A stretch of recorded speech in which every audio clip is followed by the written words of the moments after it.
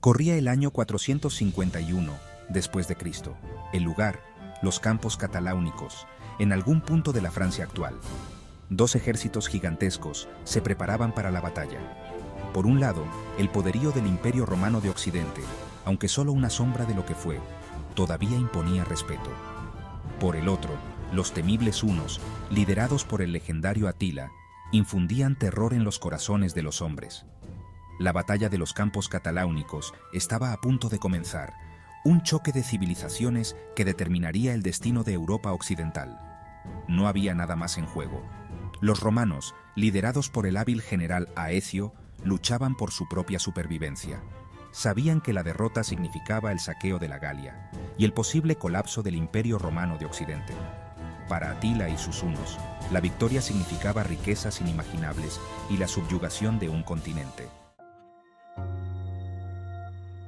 El Imperio Romano, antaño invencible, se tambaleaba ahora al borde del colapso.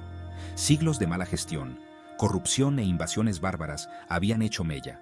Las legiones, antaño orgullo de Roma, eran una sombra de lo que fueron, cada vez más dependientes de mercenarios extranjeros.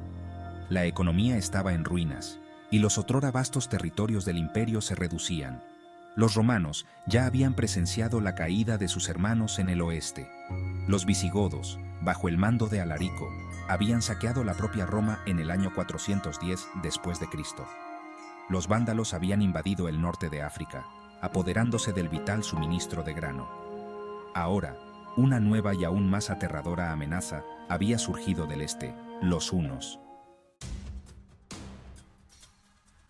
Desde las estepas de Asia Central, Atila y sus hunos habían barrido Europa como un torbellino. Un pueblo guerrero de una ferocidad inigualable. Los hunos eran famosos por sus habilidades ecuestres y su crueldad en la batalla. Eran maestros del arco compuesto, capaces de disparar mortíferas descargas de flechas a caballo con increíble precisión. Atila, un líder carismático y astuto, se autoproclamó el azote de Dios. Creía estar divinamente destinado a castigar a los decadentes romanos. Sus conquistas ya lo habían llevado a las puertas de Constantinopla, y ahora dirigía su atención al corazón de la Galia. La invasión de la Galia por parte de Atila en el año 451 después de Cristo fue un espectáculo de aterradora eficacia. Su horda, una vasta fuerza de hunos y tribus germánicas subyugadas, se movía a la velocidad del rayo, dejando tras de sí un rastro de destrucción. Las ciudades fueron saqueadas, las aldeas arrasadas y el campo devastado.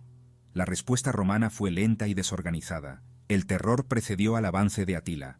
Las historias sobre la brutalidad de los hunos se extendieron como la pólvora, amplificando su reputación de bárbaros imparables. Parecía que nada podía detener la embestida de los hunos. Sin embargo, Atila había cometido un error crucial. Había subestimado la determinación de los romanos y sus aliados. Sección 5. La tormenta se avecina. La coalición contra Atila. Ante esta amenaza existencial, los romanos, bajo el liderazgo del brillante general Flavio Aecio, se la jugaron a una carta desesperada. Forjaron una alianza con sus antiguos enemigos, los visigodos. El rey visigodo, Teodorico I, reconoció que la amenaza de los hunos era mucho mayor que cualquier rivalidad con Roma. Juntos, romanos y visigodos reunieron un ejército formidable. A ellos se unieron otras tribus germánicas, como los francos y los burgundios, que también temían el avance de los hunos. El escenario estaba listo para un enfrentamiento que decidiría el destino de Europa occidental. Sección 6. Los campos cataláunicos. Un campo de batalla como ningún otro. Los campos cataláunicos, el campo de batalla elegido, se extendían hasta donde alcanzaba la vista. El terreno llano y abierto favorecía a la caballería huna, permitiéndoles utilizar su superior movilidad. Las fuerzas romanas y visigodas, superadas en número, tendrían que elegir cuidadosamente su campo de batalla. Los romanos y sus aliados, conscientes de la importancia de la disciplina y la estrategia, formaron una sólida formación defensiva. Los visigodos, liderados por Teodorico, ocuparon el flanco derecho, mientras que Aecio comandaba las legiones romanas en el izquierdo. El centro estaba ocupado por un contingente de alanos, un pueblo nómada aliado de los romanos, Nesiao. Sección 7. Derramamiento de sangre y valor. La batalla ruge. La batalla comenzó con un rugido atronador cuando los jinetes hunos, un mar de guerreros gritando, se lanzaron hacia las líneas romanas y visigodas. El aire se llenó del silbido de las flechas y del choque del acero.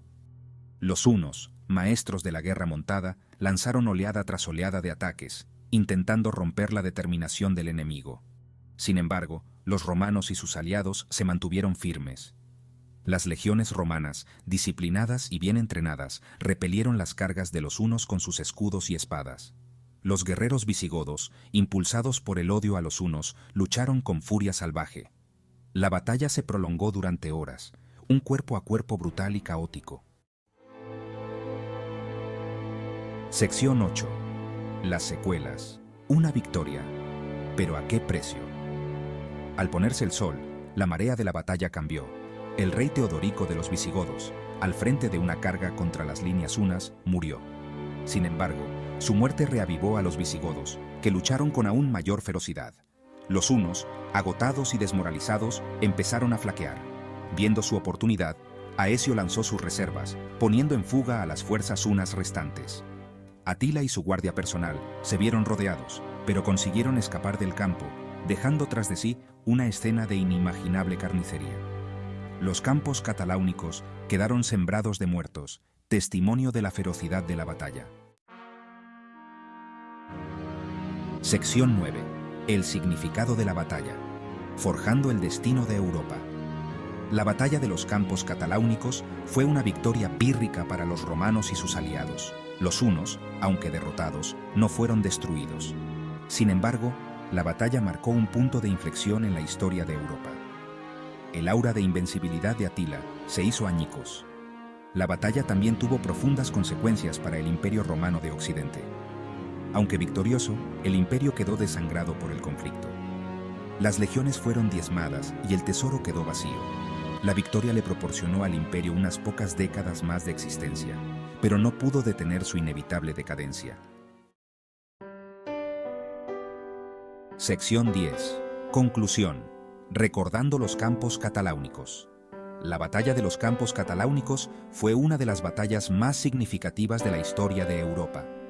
Marcó el fin de la amenaza huna sobre Europa occidental y contribuyó a configurar el panorama político del continente durante los siglos venideros. La batalla nos recuerda la fragilidad de la civilización y la lucha constante contra la barbarie. Es un testimonio del valor y la determinación de quienes lucharon y murieron en aquel sangriento campo, preservando a Europa occidental de un destino oscuro e incierto.